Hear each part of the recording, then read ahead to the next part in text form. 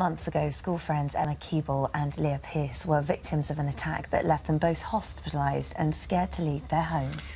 The motive behind their assault, poking fun at a stranger. Among a few ill-judged comments, they called him Harry Potter, and it seems it was a comment too far for Ryan Walker. Leah and Emma are here now with their fathers, Jason and Alan, and some of the images that you'll see during the interview are quite graphic. And welcome, all of you. It's nice to have you here. So, Emma, this is the evening of the 18th of October, and it's last year, and you're in Thornhill in Southampton, and you're actually visiting your sister, weren't you? Yeah, so what were the events that evening? Because once you'd come outside of her house, the weather wasn't very nice, and I think you were sitting on the stairs chatting, weren't you? He nudged his bag into Leah purposely and turned around to ask what she had taken. So he thought you'd taken something from the bag, which wasn't the case? Yeah. Then there was this exchange of that you may have said something to him. What do you remember of that? All we had said after that is that the bag, we didn't touch his bag, and the name Harry Potter was said. Who said it?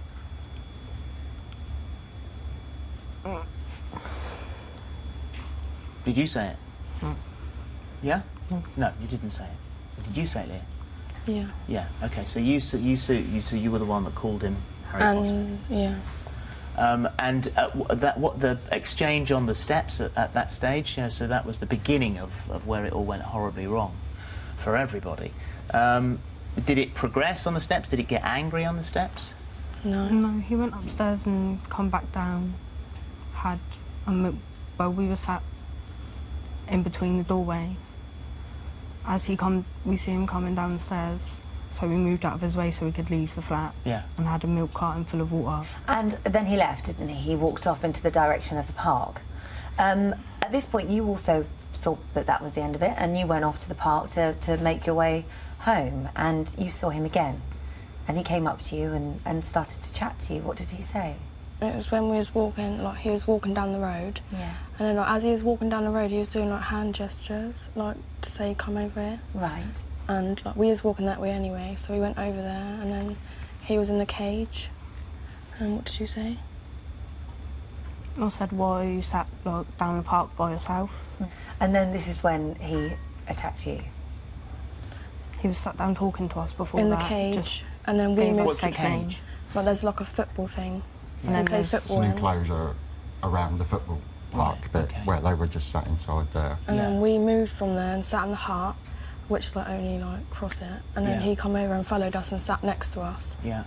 So after sort of chatting for a little while, what was it that then made him suddenly turn on you both? I'm not sure. Was there something that you can look back on at that moment and think, maybe we shouldn't have said that, that was a provocative thing to say, or that was just for him the straw that broke the camel's back, just one thing too far? I don't know. No idea. He just snapped. No, like we were that. sat in the cage, and then like we was talking, and then there's a bit of spitting going on. From? Did he spit? No, us. You spat? But it wasn't directly at him, Right. like around him, and then. So then, obviously, this is not. It turns into quite an unpleasant discussion, a conversation around this particular area. And so, what do you remember of the attack? Who was attacked first? It was you, Leah, wasn't it? Yeah. I just remember, like, I thought it was a punch at first, and I fell to the floor, and then I jumped up straight away, and like my face felt really hot, and then like it was all bleeding down my face. Yeah. You didn't know what he'd done. No. And what he had actually done is stabbed you in the face with the knife, so viciously, in fact, that the knife was broken. That broke the blade. Yeah. You ran at that point. I mean, how you found the strength, I have no idea, but you ran back up to your sister's flat, up to Emma's sister's flat. At this point, he turned on you, didn't he? Well, I turned round to see where Leah was, to see if I could see her, because I was literally turned round whilst he stabbed her, like, just looking around.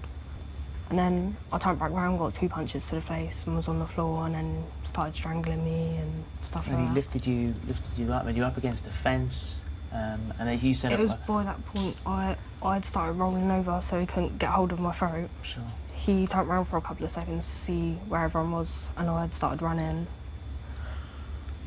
round the corner to run towards my sister's. He had grabbed me by the hair and actually threw me down on the floor. My head hit against the drain. and I was using the holes in the cage to pull myself up. Yeah. And he just grabbed my hand and started smashing my head against the cage. And you said that he was stamping on your head, that you so much so that you can remember the footprint underneath his shoes. After he'd smashed my head against the fence, I'd fell to the floor and he was just stamping on my face. Yeah. It was what he was actually saying is he was carrying out this assault on Emma as well. I mean, he's got hold of her head, he's physically banging her head against the railings, telling her to die, die, die throughout the attack, and I think that's quite an important comment to make as well. There wasn't just the facial injuries with Emma.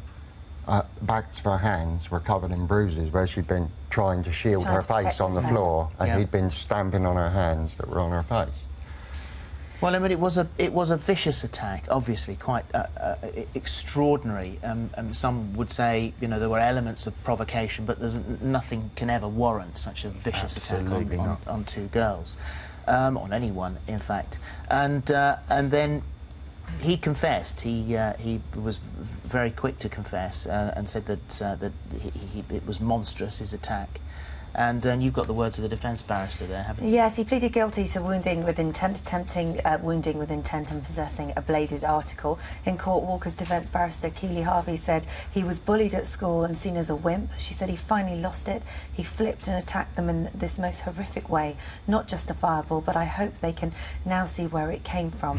Passing sentence, Judge Peter Rawls QC said the girls may have been rude, but there was no justification for what Walker did. He did, however, take into account Walker's difficult background and depression. He was sentenced to 4.5 years in jail. What do you think of that sentence? It's not long enough for that sort of crime, I don't feel. He's carried out an attack on another human being. Surely, in today's age, that warrants longer sentencings. What sort of effect has it had on you all? A very big effect. I felt that night that something had been taken away from me. As a dad, you sort of think that you're going to be there to protect your children, and I wasn't there to stop this happening, and there was nothing I could do to stop it happening. And I do agree with Jason that the sentence just isn't long enough. Since this attack became public, people have made some quite negative comments online and in some papers. How do you respond to that? I find them quite sickening, the comments that are being made. What people are actually saying is that if you've been bullied throughout your life, then it's socially acceptable to carry out that sort of violence on another human being. I mean, do we really think that, you know, this is right? It's quite sickening. But I feel that the portrayal in the papers potentially has led people to see the story from a different side and not what we're actually sort of telling you now, which is exactly what happened that night. And you guys have been, you know, so you've been mates for a long time, and you've been a great support to each other. Yeah. Well, that's what you need, and certainly it's a warning, I think, to anybody who you know, sort of throws a random comment at somebody. You never quite know how they're going to react. No, absolutely. Thank you all very much. Thank you. Thank you very much. Thank you.